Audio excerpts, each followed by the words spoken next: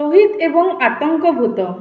ଗ୍ରୀଷ୍ମ ଋତୁ ଥିଲା ଏବଂ ରୋହିତ ତା ସାଙ୍ଗ ରବିଙ୍କ ଘରକୁ ଯିବାକୁ ସ୍ଥିର କଲା। ରବିର ଘର ତା ସହରଠାରୁ ଅଳ୍ପ ଦୂରରେ ଥିଲା, କିନ୍ତୁ ରୋହିତ ତା ସହ ଅଧିକ ସମୟ ବିତାଇବା ପାଇଁ ଏକ ଭଲ ସୁଯୋଗ ବୋଲି ଭାବିଲା। ରୋହିତ ରବିଙ୍କ ଘରେ ପହଞ୍ଚିବା ମାତ୍ରେ ସେ ନିଜ ବନ୍ଧୁଙ୍କ ପରିବାର ସହ ମିଶିକି ବହୁତ ଖୁସି ହେଲା। ଦୁହେଁ ମିଶିକି କ୍ଷେତରେ ବୁଲାବୁଲି କଲେ। କିନ୍ତୁ ରାତିରେ ଯେତେବେଳେ ସମସ୍ତେ ଶୋଇଥିଲେ, ରୋହିତ କିଛି ଅଦ୍ଭୁତ ଏବଂ ଅସାଧାରଣ ଅନୁଭବ କଲା।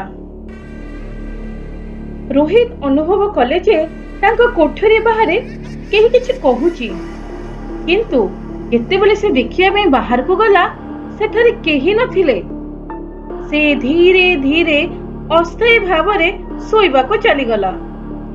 ରୋହିତଙ୍କ ହୃଦୟରେ ଭୟର ଭାବନା ଥିଲା, କିନ୍ତୁ ସେ ଭାବିଲା ଏହା କେବଳ ତାର ଭ୍ରମ। କିନ୍ତୁ ଯେତେବେଳେ ସେ ରାତି ଅଧରେ ଆଖି ଖୋଲିଲା, ସେ ଭୂତକୁ ଏକ ଅସାଧାରଣ ଏବଂ ଭୟାନକ ରୂପରେ ଦେଖିଲା। ସେ ନିଜ ବନ୍ଧୁଙ୍କ ପରିବାରକୁ ସୁରକ୍ଷିତ ରଖିବା ପାଇଁ ଚାହୁଁଥିଲା, କିନ୍ତୁ ନିଜ ସୁରକ୍ଷା ମଧ୍ୟ ଚିନ୍ତା କରୁଥିଲା। ସେ ସଙ୍ଗେ ସଙ୍ଗେ ଉଠି ବାହାରକୁ ଯିବାକୁ ସ୍ଥିର କଲା, କିନ୍ତୁ ତାପରେ ସେ ଭାବିଲା ଯେ ସେ ମଧ୍ୟ ନିଜ ସାଙ୍ଗର ପରିବାରକୁ ବିପଦରୁ ରକ୍ଷା କରିବା ଉଚିତ। ରୋହିତ ଧୀରେ ଧୀରେ ତା ସାଙ୍ଗର କୋଠରୀ ଆଡ଼କୁ ଗଲା, ଯେଉଁଠାରେ ସେ ଅନୁମାନ କଲା ଯେ ଭୂତ ହେଉଛି ତା ସାଙ୍ଗର ବାପାର ଆତ୍ମା, ଯିଏ ତାଙ୍କ ଅସୁସ୍ଥତା ଯୋଗୁଁ ଚାଲି ଯାଇଥିଲେ। ନିଜର ଅସମୟରେ ଚାଲିଯିବା ହେତୁ ସେ ନିଜର ପରିବାରକୁ ସୁରକ୍ଷା କରିବାକୁ ଆସିଥିଲେ।